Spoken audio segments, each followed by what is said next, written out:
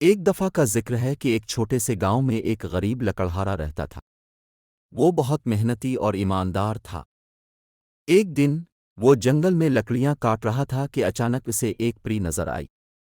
پری نے اسے بتایا کہ وہ اس کی محنت اور ایمانداری سے بہت متاثر ہوئی ہے اور وہ اسے ایک انعام دینا چاہتی ہے۔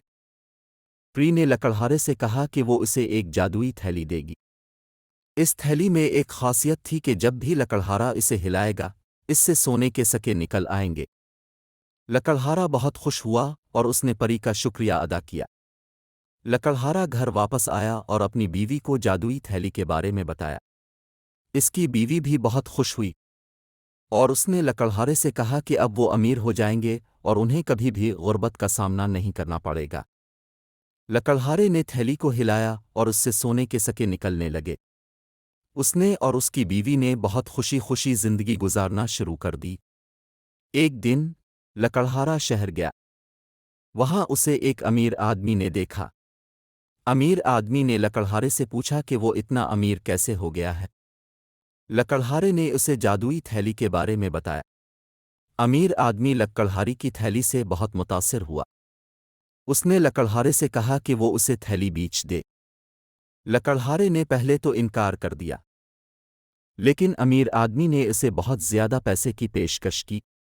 آخر کار لکڑہارا راضی ہو گیا اور اس نے امیر آدمی کو تھیلی بیچ دی۔ امیر آدمی تھیلی لے کر گھر چلا گیا۔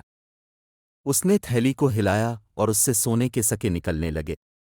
وہ بہت خوش ہوا اور اس نے سوچا کہ اب وہ دنیا کا سب سے امیر آدمی بن جائے گا۔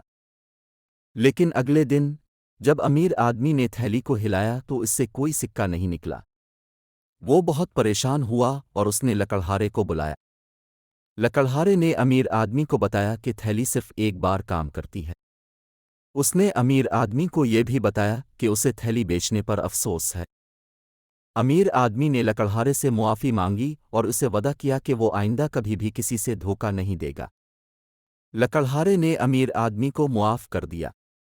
اس نے امیر آدمی کو یہ بھی نصیحت کی کہ وہ اپنی دولت کو غریبوں کی مدد کرنے کے لیے استعمال کرے۔ امیر آدمی نے لکڑہارے کی نصیحت پر عمل کیا۔ اس نے اپنی دولت کو غریبوں کی مدد کرنے کے لیے استعمال کیا۔ وہ ایک نیک اور فیاض آدمی بن گیا۔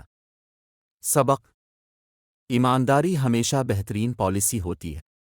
دولت سے زیادہ ایمانداری کی قدر کرنی چاہیے۔ اپنی دولت کو غریبوں کی مدد کرنے کے لیے استعمال کرنا چاہیے۔